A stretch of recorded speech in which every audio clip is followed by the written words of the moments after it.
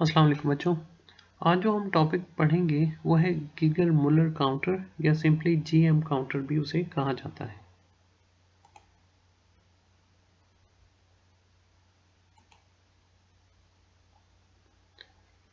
Geiger Muller counter या GM counter को Geiger ने बनाया था और उसे मुलर ने उसमें इम्प्रूवमेंट की थी।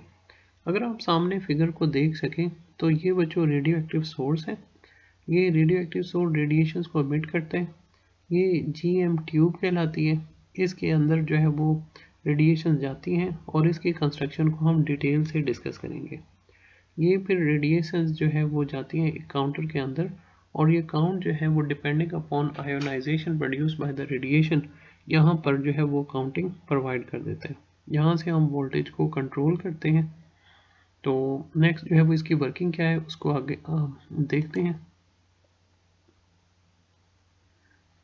ये बच्चों सामने आपको गीगर मुलर ट्यूब की जो बेसिक कंस्ट्रक्शन है वो आपको नज़र आ रही होगी। जो ट्यूब है, अब बज़ाहिर तो ट्यूब जो है वो कुछ ऐसी जो है वो आपको दिखाई देती है, लेकिन जब आप इस ट्यूब को खोलते हैं तो आपको नज़र आएगा कि इसके अंदर जो है वो गैस भरी हुई है। तो ज़ाहिर है आपने इसे खोलना नहीं। हम ये कह सकते हैं कि इसकी जो इंटरनल स्ट्रक्चर है वो कुछ ऐसी है कि अंदर जो है वो गैस भरी होती है और आगे जो है वो एक थिन विंडो है। जो अंदर आपको एक पतला सा बारीक सा रॉड नज़र आ रहा है, ये एनोड है। ये ज़ाहिर है कि पॉजिटिव पोटेंशियल पर है, जबकि इर्द गिर्द जो आपको मेटल की स्ट्रक्चर नज़र आ रही है, ये जो बाहरी दीवार है इस सिलेंड्रिकल शेप की, वो कैथोड होती है और वो नेगेटिव पोटेंशियल के साथ जो है वो कनेक्टेड है।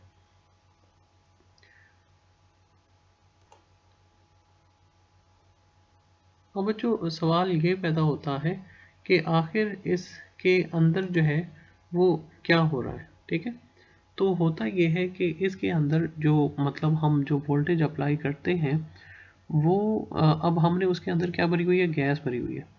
तो ये जो रेडिएशंस आएंगी ये उस गैस के एटम्स को आयोनाइज करेंगी। आयोनाइज जब करेंगी तो जाहिर है इलेक्ट्रॉन भी प्रोड्यूस होगा और जो पॉजिटिव आयन है वो भी प्रोड्यूस होगा। जो इलेक्ट्रॉन है वो जाहिर है मूव करेगा एनोड की तरफ और जो पॉजिटिव आयन है वो मूव करेगा कैथोड की तरफ। अच्छा, तो वोल्टेज बात कर रहे थे, तो जो वोल्टेज है वो हमने जो गैस के एटम्स को आयोनाइज करने के लिए जितनी वोल्टेज दरकार है उससे थोड़ी हम कम रखते हैं।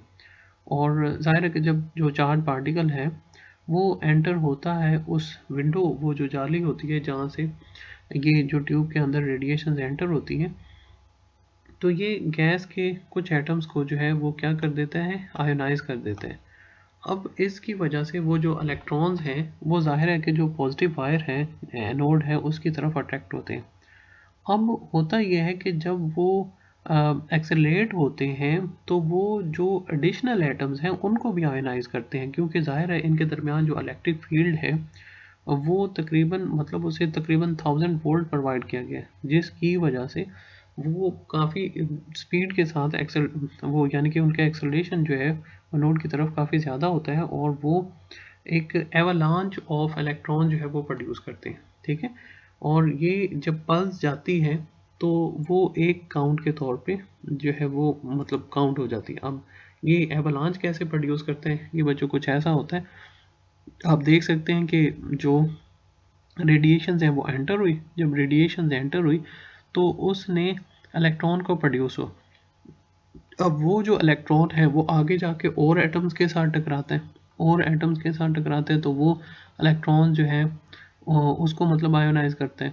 उस आयोनाइज जो मतलब इलेक्ट्रॉन्स हैं वो और को आयोनाइज करते हैं। तो इस तरह वो कहते हैं कि एवालांच, एक वो जैसे नहीं बर्फ़ का गोला जो है वो बड़ा होता जाता है, तो इसी तरह यहाँ पर भी एक एवालांच प्रोड्यूस होता है इलेक्ट्रॉन्स का।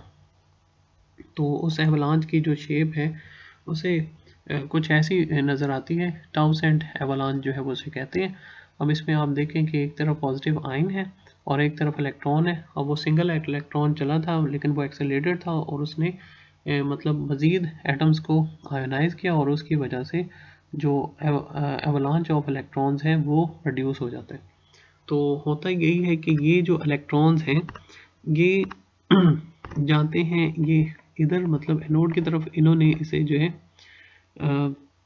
नेगेटिव कर दिया और कैथोड की तरफ ये जो है वो पॉजिटिव आइंस आते हैं, ठीक है। तो इसे जो है वो मतलब पॉजिटिव, और ये जो नेगेटिव है ये इलेक्ट्रॉन्स चलते हुए जब इधर जो है वो पहुंचते हैं तो फिर जो है वो क्या कर देते हैं, इन्हें जो है ये सारा जो है वो न्यूट्रल हो जाता है। तो ये जो है वो सारा जब न्यूट्रल हो जाता है तो ये मतलब इस दौरान ये जो करंट फ्लो किया है ये काउंट होगा एज आ 1 काउंट। अच्छा, अब इसके दौरान अगर और भी कोई रेडिएशंस, ये जो सारा प्रोसेस होने के दौरान भी अगर कोई और रेडिएशंस एंटर होती हैं तो वो काउंट नहीं होती। इस वजह से इस टाइम को क्या कहते हैं, डेड टाइम कहते हैं, ठीक है। डेड टाइम कहते हैं इस टाइम को डेड टाइम क्यों कहते हैं, क्योंकि इस दौरान फर्दर कोई भी रेडिएशन रिकॉर्ड नहीं होगी, इवन कि वो उसके अंदर एंटर ही हो रही है। क्यों? क्योंकि ये पल्स काउंट होने का एक प्रोसेस है कि रेडिएशन एंटर होंगी, रेडिएशन एंटर होने के बाद वो एटम को आयनाइज करेंगे, एटम को आयनाइज करने के बाद वो जो एवलांच ऑफ इलेक्ट्रॉन्स जो है वो प्रोड्यूस होगा और आयन जो है वो प्रोड्यूस होंगे, वो जो है वो जाके ट्रैवल करेंगे मतलब, और फिर जो है वो न्यूट्रलाइज होंगे और फिर जाके नया जो है वो कोई रेडिएशन डिटेक्ट होंगी। तो वो टाइम जिसके दौरान फर्दर कोई रेडिएशन ये जो इंस्ट्रूमेंट है ये डिटेक्ट नहीं कर सकता, ये टाइम जो है वो क्या कहलाता है, डेड टाइम उस जीएम काउंटर का। अच्छा, ये एक तो ये प्रॉब्लम हो गई, ठीक है ना। इसके अलावा फर्दर भी प्रॉब्लम प्रोड्यूस होती हैं, वो हम नेक्स्ट डिस्कस करते हैं।